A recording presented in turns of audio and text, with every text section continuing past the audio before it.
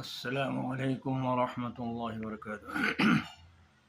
أعوذ بالله من الشيطان الرجيم.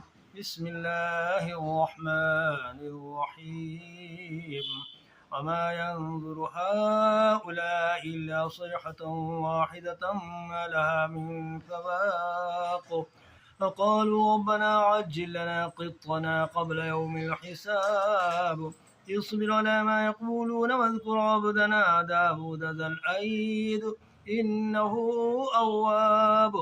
إنا سخرنا الجبال معه يسبحن بالعشي والإشراق والطير محشورة كل له أواب. وشددنا ملكه وآتيناه الحكمة وفصل الخطاب.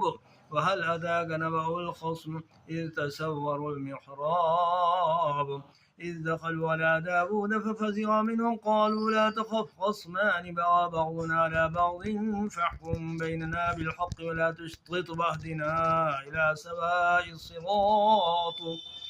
إن هذا أخي له 99 نعجة ولي نعجة واحدة فقال أكفلنيها وعزني في الخطاب.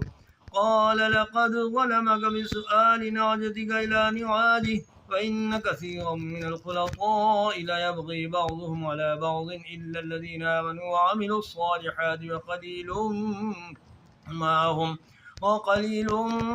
هم وظن داود أنما فتناه فاستغفر ربه وخر راكعا وأناب فغفرنا له ذلك وإن له عندنا لزلفى وحسن مآب.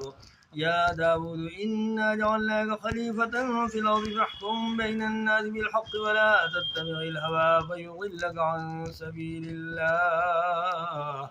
إن الذين يضلون عن سبيل الله لهم عذاب شديد بما نسوا يوم الحساب.